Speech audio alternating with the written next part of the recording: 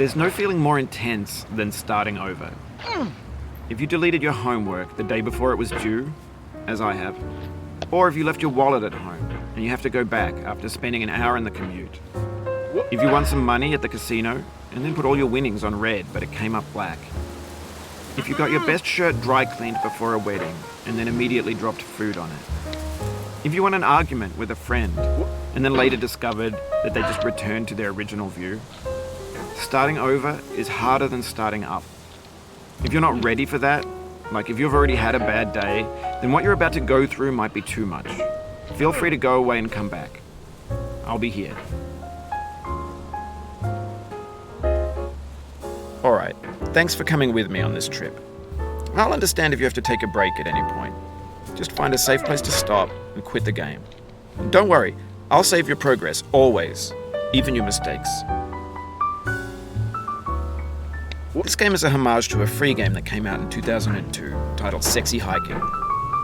The author of that game was Jazzuo, a mysterious Czech designer who was known at the time as the father of B games. And B games are rough assemblages of found objects.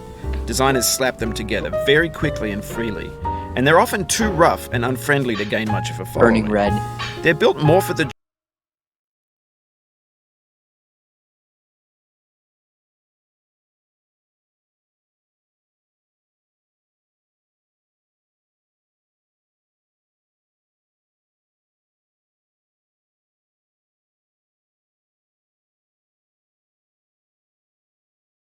joy of building them than as polished products.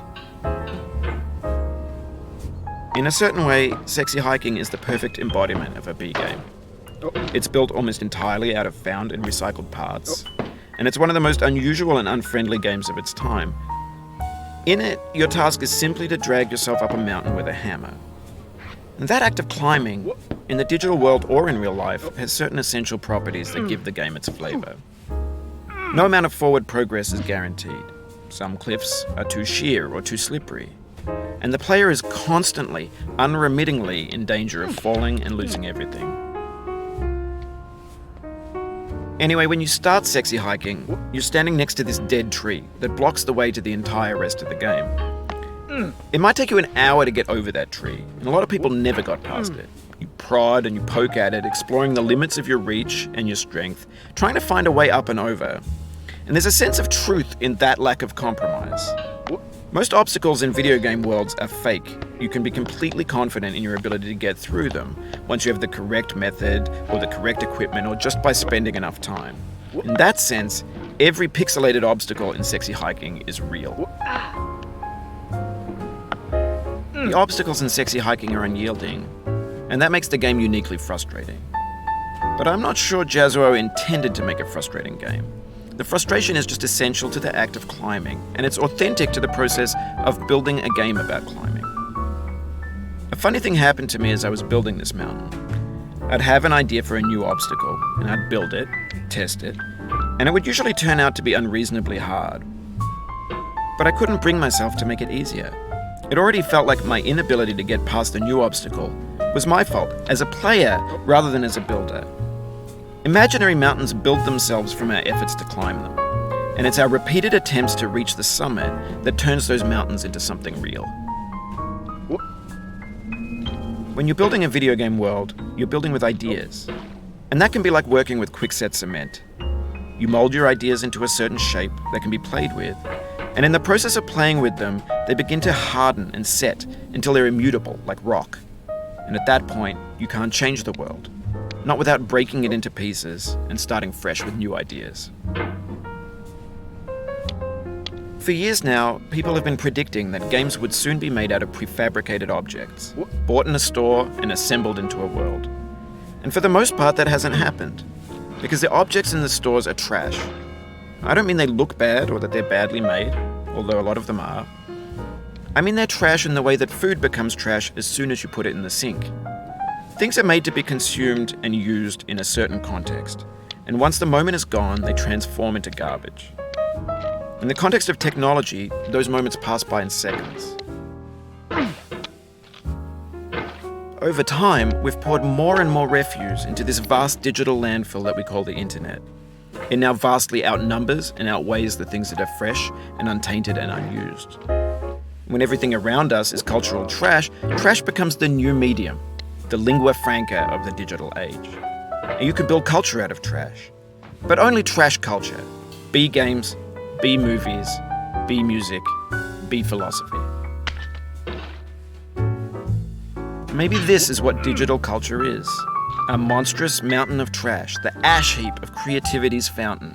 A landfill with everything we ever thought of in it. Grand, infinite, and unsorted. There's 3D models of breakfast, Gen X's fanfic novels, Scan magazines, green screen Shia LaBeouf, banned snuff scenes on LiveLeak. Facebook's got lifelike bots with unbranded adverts and candid shots of Kanye and Taylor Swift mashups, car crash epic failed GIFs, Russian dashcam vids, discussions of McRibs, discarded, forgotten, unrecycled, muddled, rotten. Turning red.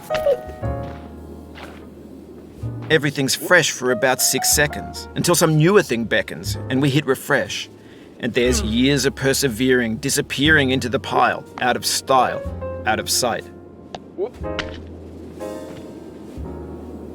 In this context, it's tempting to make friendly content that's gentle, that lets you churn through it but not earn it. Why make something demanding if it just gets piled up in the landfill, filed in with the bland things? When games were new, they wanted a lot from you. Daunting you, taunting you, resetting and delaying you. Players played stoically. Now everyone's turned off by that. They want to burn through it quickly. A quick fix for the fickle, some tricks for the clicks of the feckless. But that's not you, you're an acrobat. You could swallow a baseball bat. Now I know, most likely you're watching this on YouTube or Twitch, while some dude with 10 million views does it for you, like a baby bird being fed chewed up food. That's culture too. But on the off chance that you're playing this, what I'm saying is, trash is disposable, but maybe it doesn't have to be approachable. What's the feeling like? Are you stressed? I guess you don't hate it if you got this far, feeling frustrated. It's underrated. An orange is sweet, juicy fruit locked inside a bitter peel. That's not how I feel about a challenge. I only want the bitterness. It's coffee. It's grapefruit. It's licorice. It feels like we're closer now, composer and climber, designer and user. You could have refused, but you didn't. There was something in you that was hidden, that chose to continue. It means a lot to me that you've come this far, endured this much. Every wisecrack, every insensitivity, every setback you've forgiven me is a kingly gift that you've given me. We have the same taste, you and I. It's not ambition, it's ambition's opposite. An obdurate mission to taste defeat. You'll feel bad if you win, so I put this snake in for you. Have you thought about who you are in this? Are you the man in the pot, Diogenes? Are you his hand? Are you the top of his hammer? I think not. Where your hand moves, the hammer may not follow, nor the man, nor the man's hand. In this you're his will, his intent, the embodied resolve in his uphill ascent. Now, you've conquered the ice cliff, the platforms, the church and the rectory, the living room and the factory, the playground, the construction site, the granite rocks and the lakeside. You've learned to hike. There's no way left to go but up, and in a moment I'll shut up. But let me say, I'm glad you came.